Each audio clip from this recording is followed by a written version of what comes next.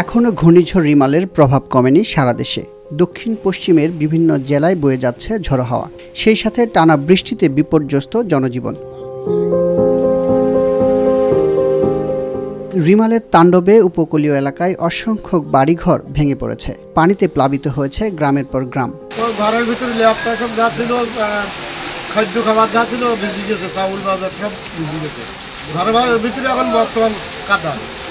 আমার যে কোনো ঘুম নেই, হাঁটতে হাঁটতে রাতটা কেটে আসে ফরজের আদান দিলে এই যে নৌকার বাড়া বুড়ি গেছে, ভাইজি গেছে সব এই গত করছিলাম তা পালাম। বৃষ্টি আর ঝড় হইতেছে, ঘুম আসে ছেলেপেলে নিয়ে আর সাইকেলের সেন্টারে যাইছে কিছু লোক।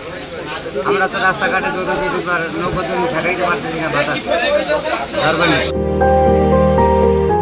রিমালের প্রভাবে সৃষ্ট জলোচ্ছ্বাসে খুলনার কয়রা উপজেলার ৩টি জায়গায় বাঁধ ভেঙে অন্তত ২০টি গ্রাম প্লাবিত হয়েছে। এতে ভেসে গেছে চিংড়ির শতাধিক ঘের, ভেঙে গেছে কয়েকশো কাঁচা ঘরবাড়ি ও দোকানপাট। এছাড়া রাত জুড়ে ভারী বৃষ্টি ও ঝড়ের তাণ্ডবে উপজেলার ৭টি ইউনিয়নে ব্যাপক ক্ষয়ক্ষতি হয়েছে।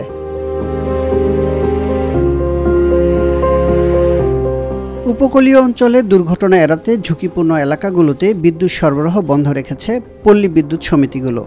বিআরইবির তথ্য বলছে, উপকূলীয় বিভিন্ন এলাকার প্রায় ১.৫ কোটি গ্রাহকের বিদ্যুৎ সরবরাহ বন্ধ রয়েছে।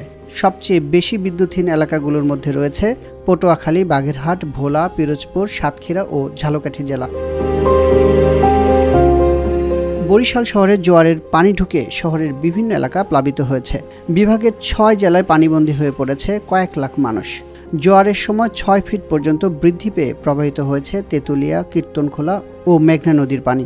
মোটামুটি পিরোজপুর, ভোলা, বরিশাল, খেপুপাড়া, কুতুবদিয়া এসব নিম্ন অঞ্চলগুলো তলিয়ে গেছে এবং সেসব জায়গাতে সার্চ ৮ থেকে ১০-১২ ফিট সার্চ হয়েছে।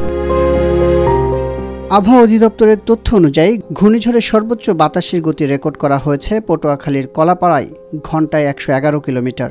গত ২৪ ঘন্টায় দেশের সর্বোচ্চ বৃষ্টিপাত রেকর্ড করা হয়েছে কক্সবাজারের কুতুবদিয়ায় ১৩৭ মিলিমিটার। সর্বোচ্চ বাতাস হচ্ছে আপনার খেপুপাড়া এবং আপনার পটুয়াখালীতে ১১১ কিলোমিটার। এখন যে বাতাস হচ্ছে, এখনও দমকা হাওয়া যেহেতু এখন স্থলনিম্নচাপ আছে, এটা ৫০-৬০ কিলোমিটারের বেশি হবে না, সর্বোচ্চ ৫০ এরকম ৩০-৪০ কিলোমিটার বাতাস হবে, দমকা মাঝে মাঝে, তো টানা হবে না।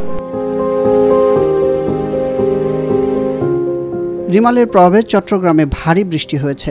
বৃষ্টিপাতের কারণে নগরীর নিম্নাঞ্চলের এলাকাগুলোতে জলাবদ্ধতার সৃষ্টি হয়েছে। চট্টগ্রাম পতেঙ্গা আবহাওয়া অফিসের তথ্য মতে, রোববার সকাল ৯টা থেকে সোমবার সকাল ৯টা পর্যন্ত ২৪ ঘন্টায় চট্টগ্রামে ২০৫.৪ মিলিমিটার বৃষ্টিপাত হয়েছে।